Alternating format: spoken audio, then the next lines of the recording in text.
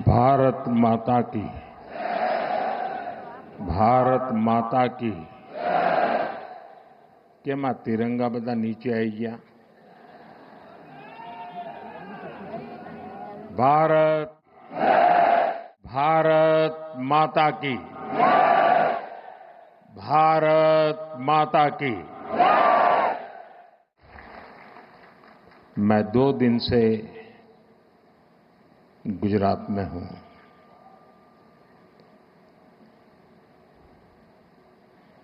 कल मुझे वडोदरा, दाहोद, भूज, अहमदाबाद और आज सुबह सुबह गांधीनगर,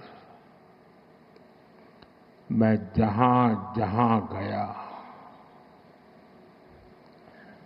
ऐसा लग रहा है देशभक्ति का ज्वार।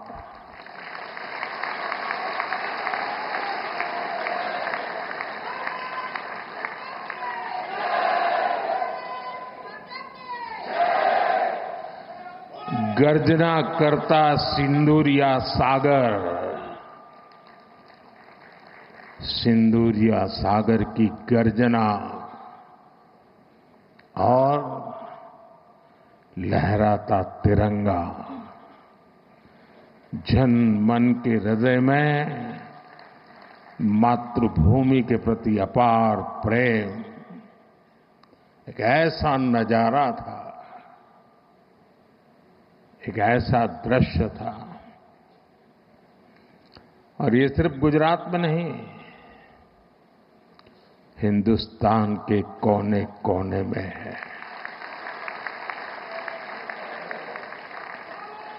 हर हिंदुस्तानी के दिल में है।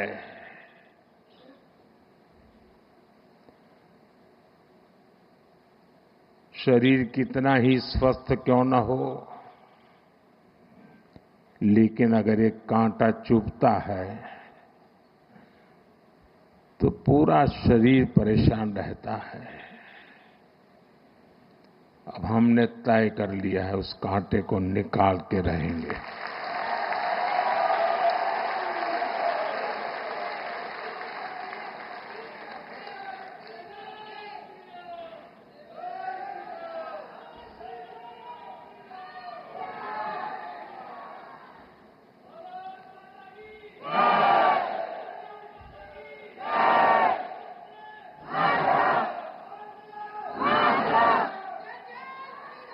साथियों,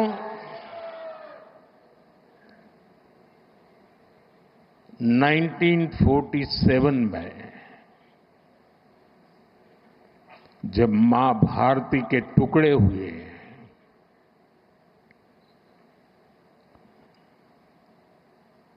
कटनी चाहिए थी तो जंजीरें, लेकिन काट दी गई भुजाएं। देश के 3 टुकड़े कर दिए गए।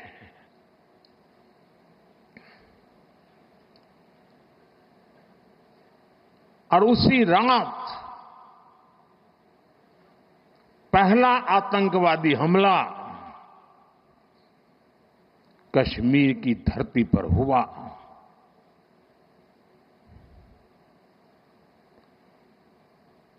मां भारती का एक हिस्सा आतंकवादियों के बलबूते पर, मुजाहिदों के नाम पर पाकिस्तान ने हड़प ले लिया।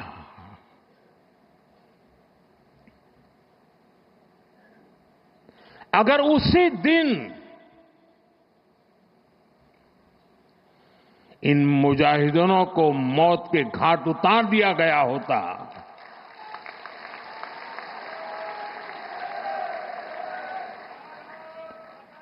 और सरदार पटेल की इच्छा थी कि पीओके वापस नहीं आता है तब तक सेना रुकनी नहीं चाहिए, लेकिन सरदार साहब की बात मानी नहीं गई और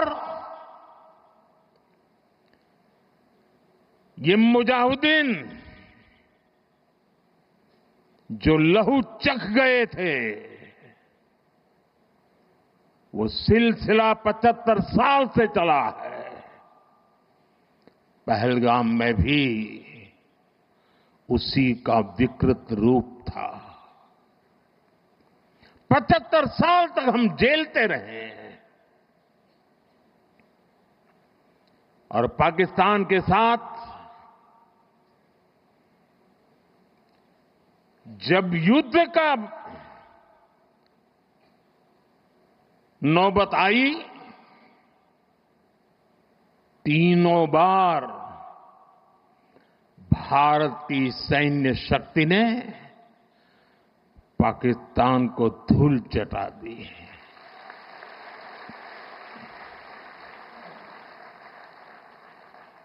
और पाकिस्तान समझ गया कि लड़ाई में वो भारत से जीत नहीं सकते हैं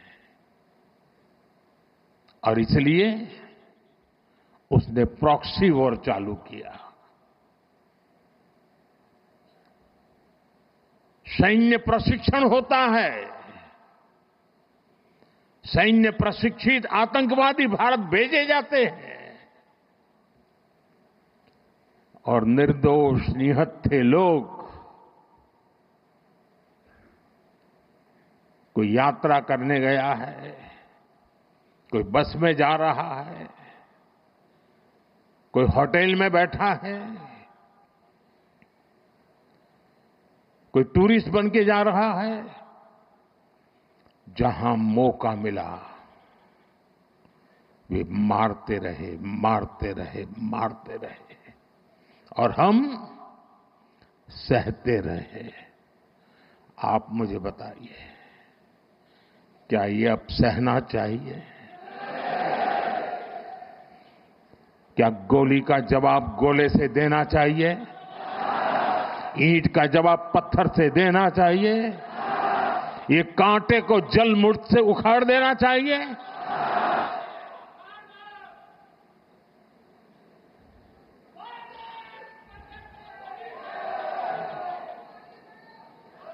साथियों, ये देश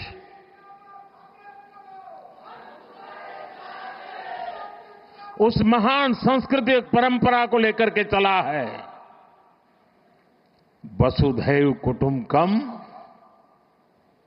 ये हमारे संस्कार है, ये हमारा चरित्र है, सदियों से हमने इसे जिया है। हम पूरे विश्व को एक परिवार मानते हैं। हम अपने पड़ोसियों का भी सुख चाहते हैं, वे भी सुख चैन से जिए, हमें भी सुख चैन से जीने दे।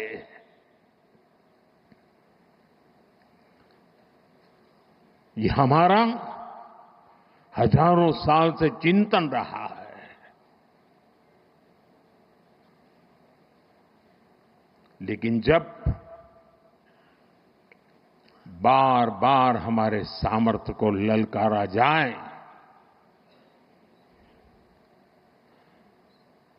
तो ये देश वीरों की भी भूमि है।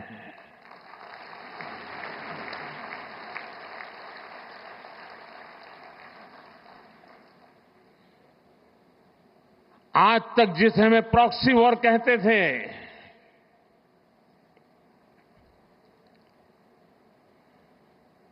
6 मई के बाद जो दृश्य देखे गए, उसके बाद हम इसे प्रॉक्सी वॉर कहने की गलती नहीं कर सकते हैं।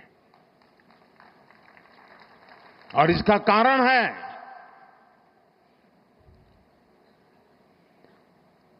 जब आतंकवाद के 9 ठिकाने तय करके 22 मिनट में, साथियों 22 मिनट में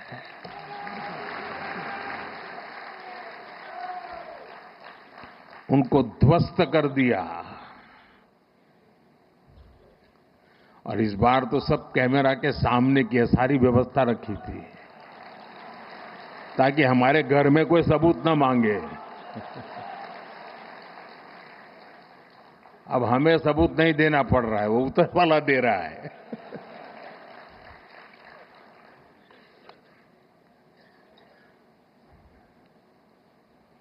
और मैं इसलिए कहता हूं अब ये प्रॉक्सी वॉर नहीं कह सकते इसको, क्योंकि जो आतंकवादियों के जनाजे निकले 6 मई के बाद जिनका कत्ल हुआ, उस जनाजे को स्टेट ऑनर दिया गया पाकिस्तान में। उनके कॉफिन पे पाकिस्तान के झंडे लगाए गए, उनकी सेना ने उनको सैल्यूट दी। ये सिद्ध करता है कि आतंकवादी गतिविधि ये प्रॉक्सी वॉर नहीं है, ये आपकी सोची समझी युद्ध की रणनीति है।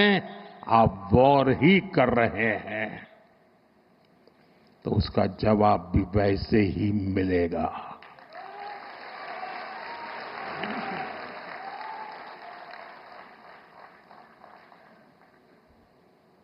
हम अपने काम में लगे थे, प्रगति के राह पर चले थे।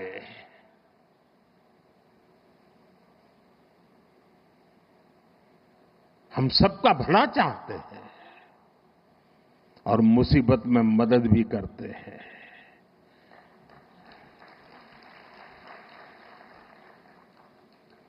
लेकिन बदले में खून की नदियां बहती है।